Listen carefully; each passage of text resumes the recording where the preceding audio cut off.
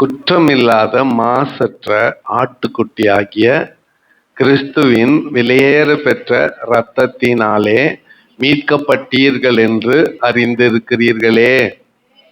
இதுக்கு ஆமேன் சொல்லனா? நீங்கெல்லாம் நரகத்துக்கு போவீங்க, இதுக்கு ஆமேன் சொல்லுங்க.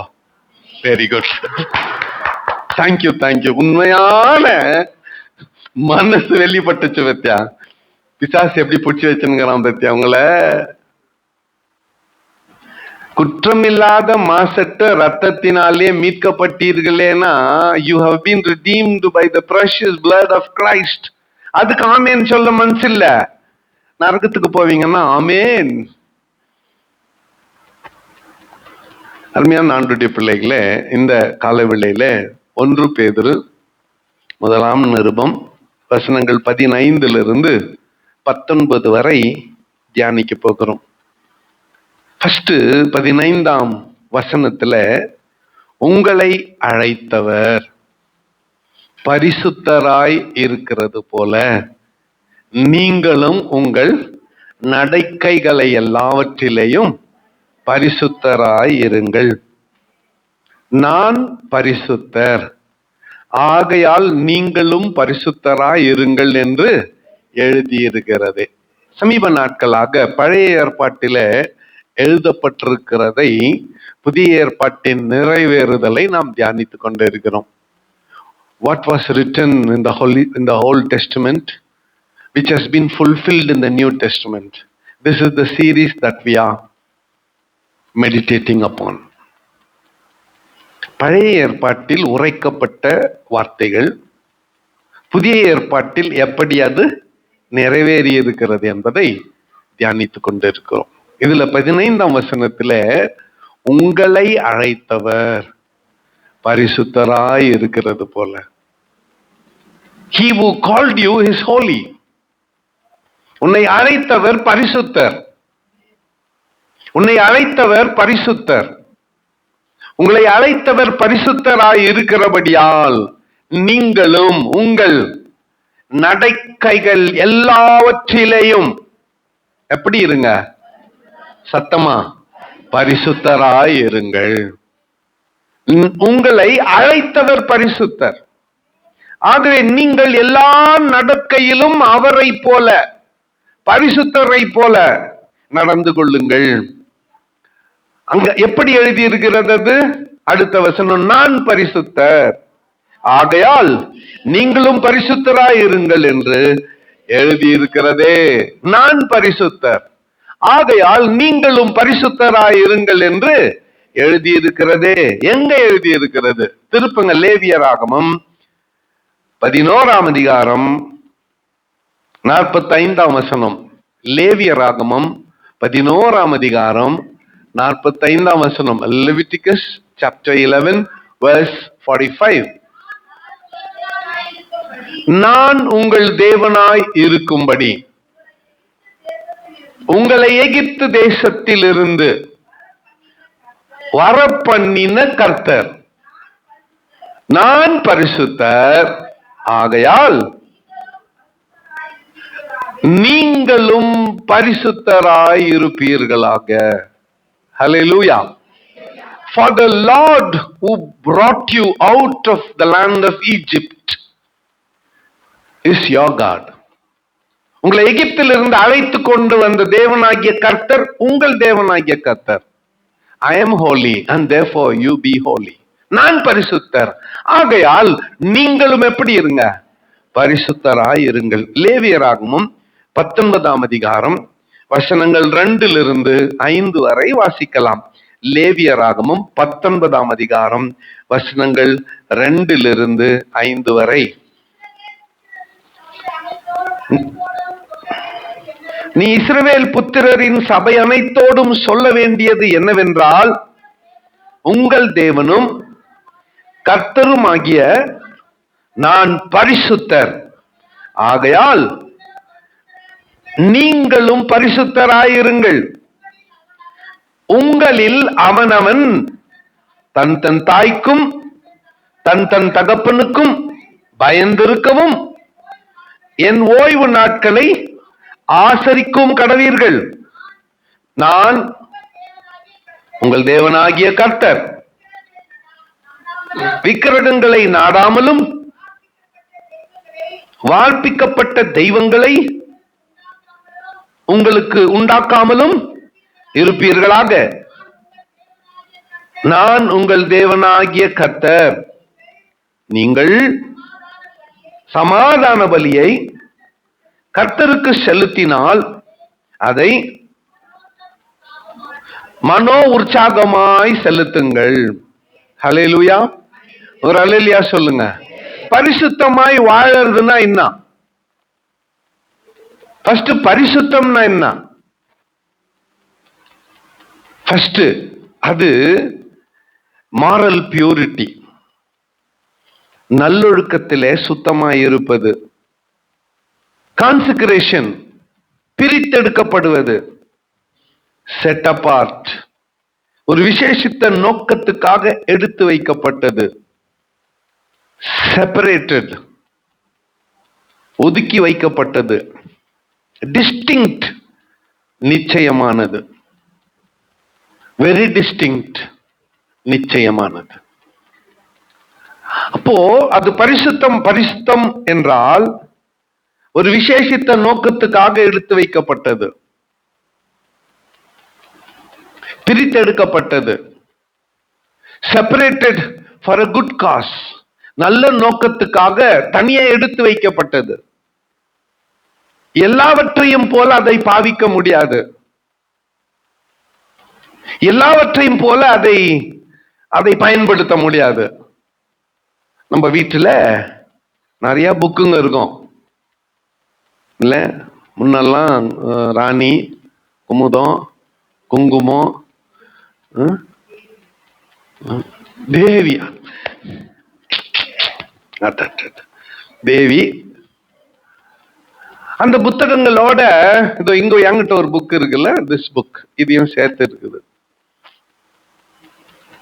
வச்சுக்கலாமே. அந்த புத்தகங்கள்லாம் எப்படிப்பட்ட புத்தகங்கள்? செய்திக்காக, தகவலுக்காக. அந்த புத்தகங்களின் மத்தியில இந்த புத்தகம் எப்படிப்பட்டது? பரிசுத்தமானது, தனித்தன்மை வாய்ந்தது, விலையேற பெற்றது. இது யுனிக், விசேஷமானது. இப்போ பரிசுத்தமானது என்று சொன்னால் ஒரு விசேஷித்த நோக்கத்துக்காக எடுத்து வைக்கப்பட்டது, பிரித்து வைக்கப்பட்டது. அப்போ இந்த நோக்கத்துக்காக இதை பிரித்தெடுத்தது உண்மையானால் அந்த நோக்கத்துக்காக அதை பயன்படுத்த வேண்டுமே. அந்த நோக்கத்துக்காக அதை பயன்படுத்த வேண்டும். சரி, பரிசுத்தமாய் வாழ்வது என்றால் என்ன? நீ இஸ்ரவேல் புத்திரரின் சபை அனைத்தோடும் சொல்ல வேண்டியது என்னவென்றால், உங்கள் தேவனும் கர்த்தருமாகிய நான் பரிசுத்தர், ஆகையால் நீங்களும் பரிசுத்தராயிருங்கள். எப்படி பரிசுத்தராய் இருப்பது? How to be holy? அடுத்த வசனம் படிங்க. உங்களில் அவனவன் தன் தன் தாய்க்கும் தன் தன் தகப்பனுக்கும் பயந்திருக்கவும். ஃபர்ஸ்ட் பாயிண்ட், உன் தகப்பனுக்கும் உன் தாய்க்கும் என்ன பண்ணணும்? சத்தமா சத்தமா. எங்க இருக்குது அந்த பயம்? போயிடுச்சு. இப்பெல்லாம் அடக்கிறோம் அவங்கள. அப்பா அம்மா சும்மா அப்படியே ஒரு பார்வையில சும்மா என்ன தெரியும் உனக்கு, மக்குங்களா இருந்தா கூட, மட சாம்பிராணியங்களா இருந்தா கூட அப்பா அம்மா உண்மையாவே நாங்க மக்குங்க தான். நாங்க ஸ்மார்ட்டா இருந்தா உங்களை இப்படி ஸ்மார்ட்டா வளர்த்துருப்போமோ? எங்களுக்கு புத்தி இல்லத்தான். பிள்ளைங்க எல்லாம் கவனிங்க, ஆமா அப்பா அம்மாக்கு புத்தி இல்லத்தான். புத்தி இருந்திருந்தா உங்களை சுத்தியே தங்கள் வாழ்க்கையை அமைச்சிருப்பாங்களோ? அமைச்சிருக்க மாட்டாங்களே. புத்தி இல்லத்தான் உங்களை பேச வச்சுட்டு வேடிக்கை பார்த்துருக்க மாட்டாங்களே. புத்தி இருந்தா முதுகுல, கையில, காலுல ஒவ்வொரு முறையும் நீங்க தப்பு பண்ணப்போ சூடு போட்டிருப்பாங்க. பழுக்க காய வச்சு சூடு போட்டிருப்பாங்க. போடல, விட்டாங்க. புத்தி இல்லத்தான். நினைப்பு நிறைய பிள்ளைங்களுக்கு. பரிசுத்தமா வாழ்றதுன்னா என்ன தெரியுமா? முதல் பாயிண்ட் என்ன? அவனவன் தன் தன் தாய்க்கும் தன் தன் தகப்பனுக்கும் எப்படி இருக்கணும்? எப்படி இருக்கணும்? ஜோசப் எப்படி இருக்கணும்? எப்படி இருக்கணும்? ரெக்ஸ் எப்படி இருக்கணும்? எப்படி இருக்கணும்? இன்னொரு வாட்டி. அவனவன் தன் தன் தாய்க்கும் தன் தன் தகப்பனுக்கும் எப்படி இருக்கணும்? எப்படி இருக்கணும்? எப்படி இருக்கணும்? பயந்து இருக்கணும். ஈஸியா எடுத்துக்க கூடாது, சுலபமா எடுத்துக்க கூடாது. ஃபர்ஸ்ட் பாயிண்ட், தாய்க்கும் தகப்பனுக்கும் எப்படி இருக்கணும்? பயந்து இருக்கணும். காம்ப்ரமைஸ் இல்ல அதுல. என்னை ஏன் பெத்தன்னு ஒரு புள்ள அம்மாவை பார்த்து சொன்னா கல்லெடுத்து இந்த கருப்பு கல் அடிச்சு சாவச்சிடணும். பைபிள் சொல்லுது, ஓல்ட் டெஸ்ட்மெண்ட். உண்மை. பழைய ஏற்பாடு புதிய ஏற்பாடு கொஞ்சம் கிருபை, அது கிராண்டட் ஆயிடுச்சு உங்களுக்கெல்லாம், ஈஸியா போயிடுச்சு.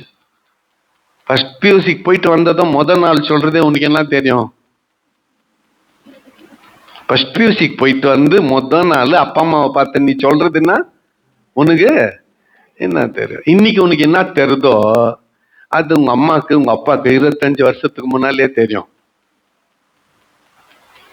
புரியுதா நான் சொல்றது? இன்னைக்கு உனக்கு என்ன தெரியுதோ அது ஒரு சந்ததி முன்னால் இருக்கிற உங்க பெற்றோருக்கு 20 வருஷத்துக்கு முன்னாலே தெரியும். இப்பதான் நீ புதுசா வந்துக்கிறதுக்கு நாங்க அதெல்லாம் முடிச்சுட்டு உக்காந்துக்கிறோம். ஃபர்ஸ்ட் உன் தகப்பனுக்கும் உன் தாய்க்கும் என்ன பண்ணணும்? பயந்து இருக்க வேண்டும். ரெண்டாவது, பரிசுத்தமா இருக்கிறதுனா என் ஓய்வு நாட்களை ஆசரிக்க கடவீர்கள். ஹல்லேலூயா. ஒரு அல்லேலூயா சொல்லுங்க. இதுல என் பங்கு பெரும் பங்கு. என் பங்குன்னா பெரும் பங்கு. என்னன்னா ஓய்வு நாள்ல நானே ஒத்துக்கிறது. என்னத்துக்க? உங்க கல்யாணத்துக்கு நானே ஒத்துக்கிறது. இப்போ வாசையா குடும்பத்துல ஒரு கல்யாணம்னு வச்சுக்கோங்களேன், சண்டேக்கு நானே ஒத்துக்கிறது. அன்னைக்கு யாரெல்லாம் வரமாட்டாங்கோ?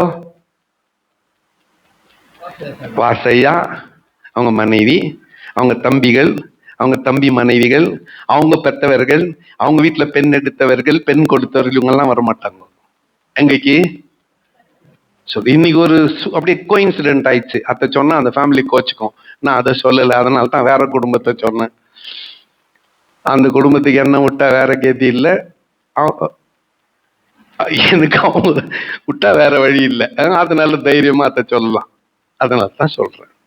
இப்ப ஞாயிற்றுக்கிழமை அவங்க ஒரு நிகழ்ச்சிய, ஒரு குடும்பம் ஒரு நிகழ்ச்சியை கேட்கிறப்போ நான் இல்லைன்னு இன்னும் நான் வரமாட்டேன்னு சொல்லிடணும். நம்ம என்ன பண்றோம்? பாஸ்டர் அடட அந்த குடும்பம் நம்ம சே கோச்சிக்குவாங்களே, எல்லாரும் வரணும்னு தானே அவங்க ஞாயிற்றுக்கிழமை வைக்கிறாங்க, சரி கிட்டோம்னா அன்னைக்கு எல்லாம் வீட்டுல கோலம் போட்டுக்குன்னு நம்ம தானே தண்ணி பிடிச்சுன்னு சோறு ஆக்கின்னு பாய்க்கு அரிசி எடுத்து குத்துன்னு எண்ணெய் எடுத்து குத்துன்னு சர்ச்சுக்கு காணும். பாரு, பரிசுத்தமா வாழ்றதுன்னா என்ன? ரெண்டாவது, என் ஓய்வு நாட்களை எப்படி பரிசுத்தமாய் பிரித்தெடுக்கப்பட்டதாய் ஆசரிக்க கடவீர்கள். அன்னைக்கு வேற எந்த வேலையும் வச்சுக்க கூடாது. அதுக்கு வேற எந்த சோழியும் வச்சுக்க கூடாது. அன்னைக்கு அது கர்த்தருக்கான நாள். அந்த நாளை என்ன பண்ணணும்? கர்த்தருக்கு குத்துறணும். கர்த்தருக்கு அந்த நாளை ஒதுக்கிடணும். அந்த நாள் கர்த்தருடைய நாள், அதை பரிசுத்தமா ஆசரிக்க வேண்டும் அப்படின்னு சொல்லிட்டு ஆண்டவர் சொன்னாரு, நான் உங்கள் தேவனாகிய கர்த்தர். ஓகே, வாரத்துக்கு ஒரு நாள் தான் உங்க அப்பாவை மீட் பண்ண வாய்ப்பு கிடைக்குது. இப்போ அப்பா இறந்துட்ட பிள்ளைங்க. இப்போ எங்க அப்பா மரிச்சிட்டார். வாரத்துக்கு ஒரு நாள் அவர் மரிச்சிட்ட பிறகு அவரை சந்திக்க ஒரு வாய்ப்பு கிடைக்குதுன்னு வச்சுக்கோங்களேன். எவ்ரி வாரத்துல ஒரு நாள் அவரை சந்திக்கலாம். மரிச்சிட்டு வர்றாரு இல்லை இப்ப இந்த உலகத்துல, அவரை சந்திக்கலாம் வாரத்துக்கு ஒரு நாள். அன்னைக்கு வேற எதனா வேலை வச்சுக்குவோம். நீங்கெல்லாம் மனசாட்சி தொட்டு சொல்லுங்க, உண்மையான அப்பாவை நேசித்த ஆண் பிள்ளைகளும் பெண் பிள்ளைகளும் சொல்லுங்க, இல்ல எங்க அப்பா மீட் பண்ண மாட்டேன், அன்னைக்கு காது குத்துக்கு போவேன் சொல்லுவீங்களா? கல்யாணத்துக்கு போவேன் அன்னைக்கு சொல்லுவீங்களா? என்ன வேலை இருந்தாலும் இதுதான் எனக்கு முக்கியம், எங்க அப்பா தான் எனக்கு முக்கியம். ஏன்னா அவர் அட்லீஸ்ட் உயிரோட இருந்தாவது டெய்லி பார்க்கலாம். அவர் செத்துட்டு இருக்கிறாரு, அவர் டெய்லி பார்க்க முடியாது, ஒரு நாள் தான். சின்ன கற்பனை இது. அதே மாதிரி தான் ஆண்டவர் கண்ணில் பார்க்க முடியாது, ஆனா வாரத்துக்கு ஒரு நாள் அவரை சந்திக்கலாம். அவர் இங்க இருக்கிறார், உன்னை சந்திக்க அவர் இங்கே வருகிறார். நீ எங்க இருக்கிற? அப்ப பரிசுத்தமாய் வாழ்வது என்றால் ஓய்வு நாட்களை எப்படி ஆசரிக்கணும்? சத்தமா சொல்லுங்க. பாயிண்ட், உன் தகப்பனுக்கும் உன் தாய்க்கும் பயந்து இருக்கணும். ரெண்டாவது, பரிசுத்தமாய் வாழ வேண்டும். மூணாவது, 4ஆம் வசனத்தை வாசிக்கலாம். விக்கிரகங்களை நாடாமலும். பிலோமினா சிஸ்டருக்கு என்ன ஆச்சுன்னு தெரியல, என்ன நட்டுட்டு வந்தாங்க தெரியல, காலையில 2 முறையும் நட்டுட்டு, சரி இருக்கட்டும். விக்கிரகங்களை நாடாமலும் வார்ப்பிக்கப்பட்ட தெய்வங்களை உங்களுக்கு உண்டாக்காமலும் இருப்பீர்களாக, நான் உங்கள் தேவனாகிய கர்த்தர். ரெண்டாவது, மூணாவது, சர்ச்சை விட்டு நிக்கிறது ஒண்ணுன்னா விட்டுட்டு அன்னைக்கு தான் குறி கேட்க போறது, அன்னைக்கு தான் மந்திரக்காரர்கிட்ட போறது. அவன் சொல்லிப்பான் ஞாயிற்றுக்கிழமை 9:15 வான்ட்டு. காலைல 6 மணிக்கெல்லாம் ஏஞ்சி குளிச்சுட்டு ரெடி ஆயிட்டு போய் அங்க நின்று உட்காந்துக்கிறது. அவன் சொல்லிட்டு அப்புறம் விக்கிரகத்தை நாடுறது. சொந்தக்கார கூப்பிட்டுருப்பாங்க, இன்வைட் பண்ணியிருப்பாங்க. எதுக்கு? அவங்க கூழ் ஊத்துறதுக்கு. அதுக்கு நீ ரெடி ஆயிட்டு போயிடுறது. உங்க தலைமையில தூக்கி என்னத்த வைக்குவாங்க? ஒரு கூழ் பானியம். மூஞ்சிக்கு முக்காடு போட்டுக்கு நாடிட்டு போறது. ஃபர்ஸ்ட் ஓய்வு நாள மிஸ் பண்ணது ஃபர்ஸ்ட் தப்பு. ரெண்டாவது அந்த நாள்ல என்ன பண்றது? விக்கிரகங்களை நாடுறது. விக்கிரகங்களை நாடுனா ஆண்டவர் சும்மா இருப்பாரா? யாருக்கும் தெரியாம போயிட்டு கை காமிச்சிட்டு வந்துடுறது. யாருக்கிட்ட? யாருக்கு தெரியாம போய் எழுதின்னு வந்துடுறது. என்னத்த? ஜாதகத்தை. நீங்கெல்லாம் இல்லன்னு எப்படி சொல்ல முடியும்? எத்தனை நம்மளுக்கே வேலை காட்டுது. டைம் குறிச்சுன்னு வந்துடுறது. அங்கே என்கிட்ட வந்து சொல்றது 9ல இருந்து 10க்குள்ள எனக்கு டைம் குறிக்கிறது. நான் யார் தருமா? என்ன மாதிரி ரசம் யாரும் கிடையாது. ரசம் என்ன சொல்லுங்க? ரசம் இல்லையம்மா, ஐயா, ரசம்னா என்ன?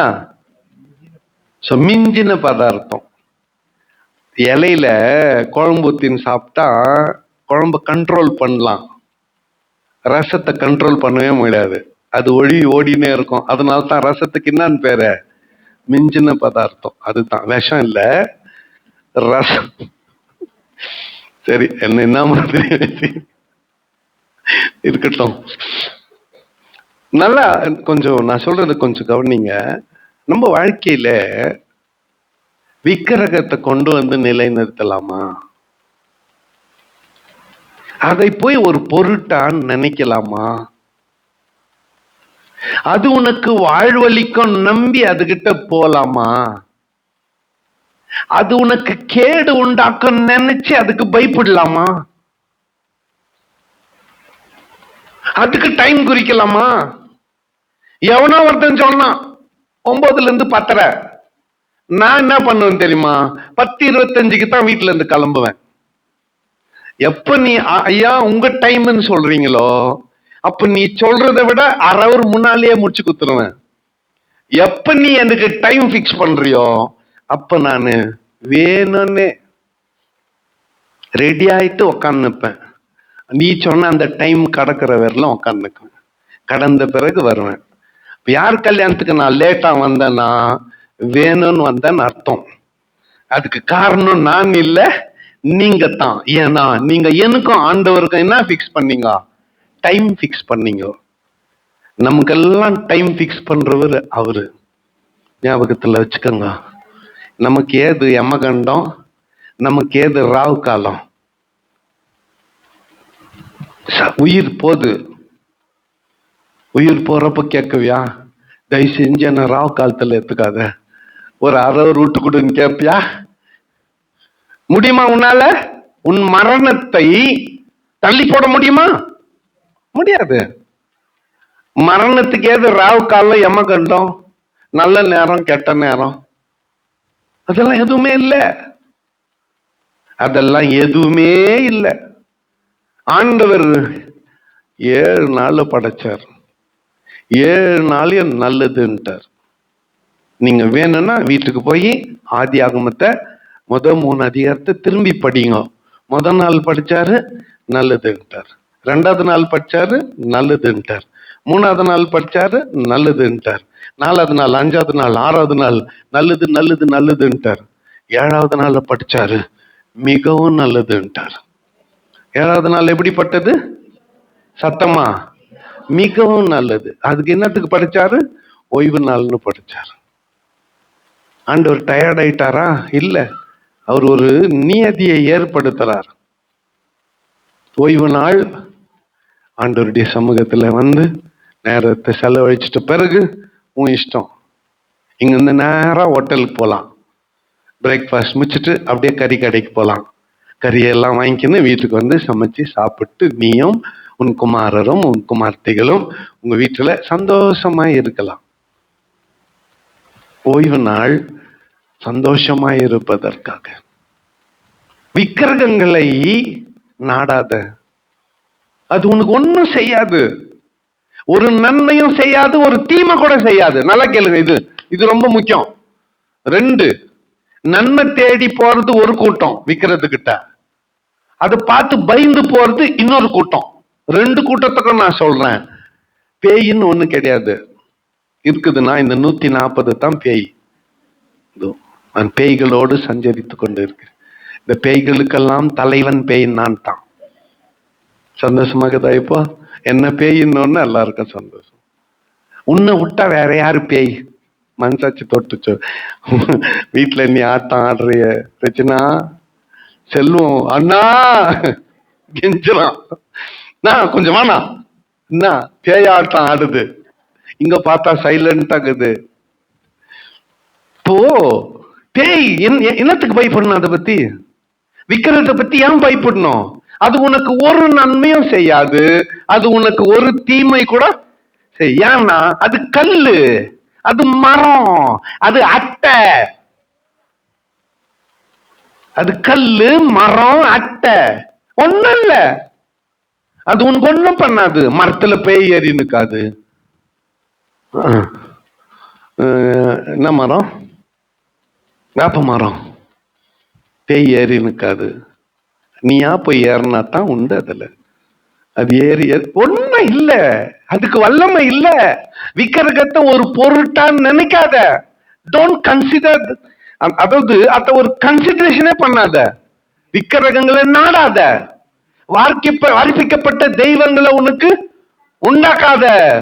ஏன்னா நான் உங்கள் தேவனாகிய. பரிசுத்தமா வாழ்றதுன்னா அப்பா அம்மாவுக்கு பயந்து இருக்கிறது, 2வது ஓய்வு நாள் ஆசிரிக்கிறது, 3வது சொல்லுங்க விக்கிரகங்களை நாடாம இருக்கிறது, 4வது வாசிக்கலாம் 5ஆம் வசனம், நீங்கள் சமாதான பலியை கர்த்தருக்கு செலுத்தினால் அதை மனோ உற்சாகமாய் காணிக்க கொடுக்கிறப்போ எப்படி கொடுக்கணும்? சத்தமா சத்தமா. தசமா கொடுக்கிறப்போ யாருக்கு கொடுக்குறீங்க?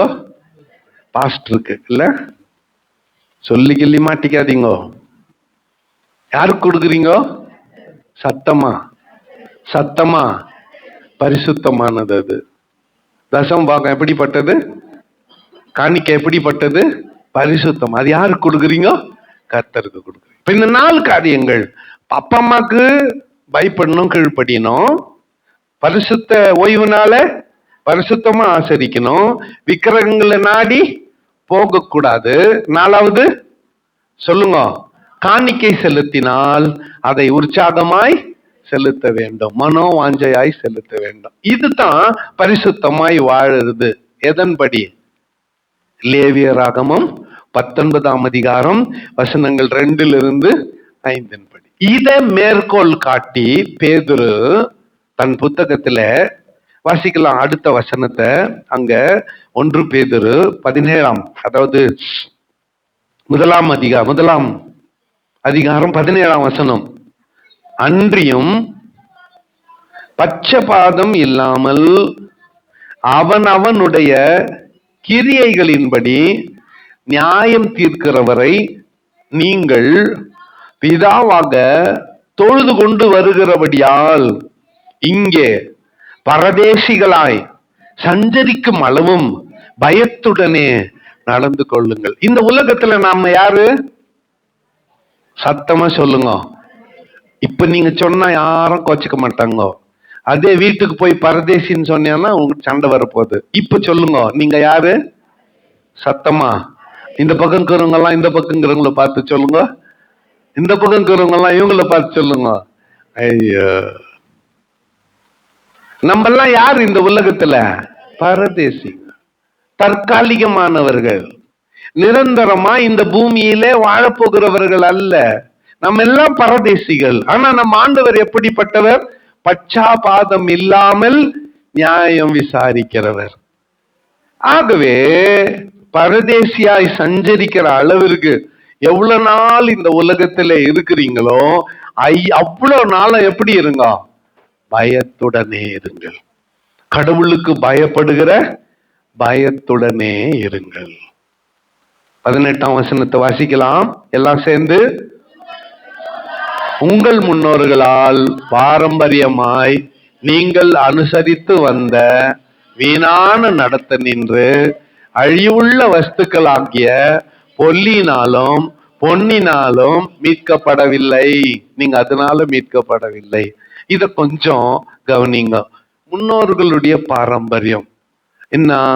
ஒரு குடும்பத்துல ஏதோ ஒரு ஒரு ஒரு விஷயம் நடந்துருச்சு அப்படின்னா கொத்தடிமைகளா போயிட்டாங்கன்னு வச்சுக்கோங்களேன். அப்ப அந்த குடும்பத்துல யாரோ ஒருத்தன் எழுந்து படிச்சு நல்ல நிலைமைக்கு வந்து நல்ல வேலைக்கு வந்து அவங்க அடிமை பணத்தை திருப்பி செலுத்தி குடும்பத்தையே மீட்டுக்கிறான்னு வச்சுக்கோங்களேன். அப்படி மீட்கும் பொழுது அழிவுள்ள வஸ்துக்களாகிய வெள்ளியினாலும் பொன்னினாலும் மீட்கப்படுவார்கள். எப்படி ஒருத்தரை ரெடீம் பண்ண முடியும்? அதுக்கு சமமா என்ன கொடுத்து? வெள்ளியும் பொன்னும். இப்போ கரன்சி. அப்போ இந்த வெள்ளியும் பொன்னும் தான் பார்ட்டர் சிஸ்டம்னு சொல்லுவாங்கல்ல, பண்டமாற்று. அந்த நாட்கள் வெள்ளியும் பொன்னையும் கொடுத்து அடிமைகளை வாங்குவார்கள், விடுதலையாக்குவார்கள். People will be redeemed by gold and silver. வெள்ளியும் பொன்னை கொண்டு தான் ஜனங்க மீட்கப்படுவார்கள்.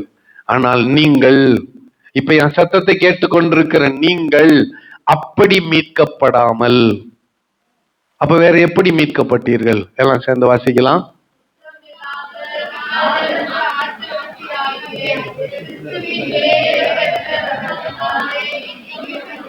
எல்லாம் சேர்ந்து சத்தமா வாசிங்க.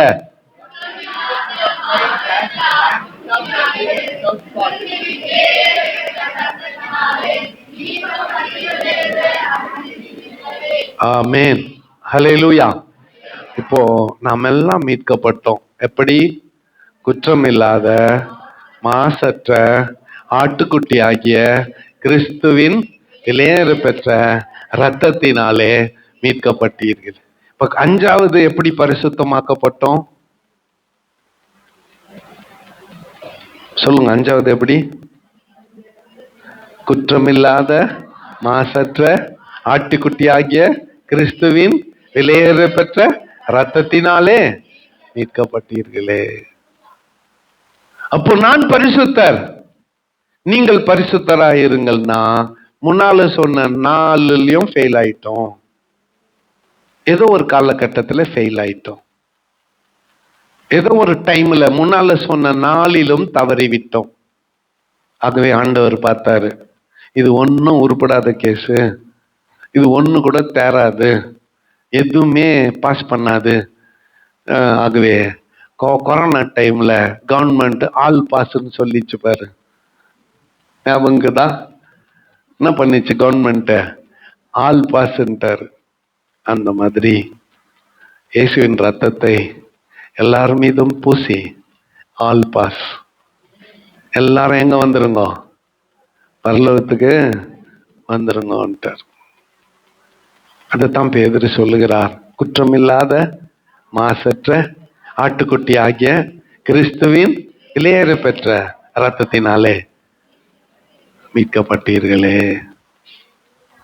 அவர் பரிசுத்தர். இப்போ நாமும் பரிசுத்தராய் வாழ நம்மை ஒப்பு கொடுக்க வேண்டாம்.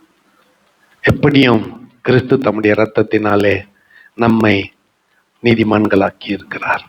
கிறிஸ்து தம்முடைய இரத்தத்தினாலே நம்மை பரிசுத்தவான்களாய் மாற்றி இருக்கிறார்.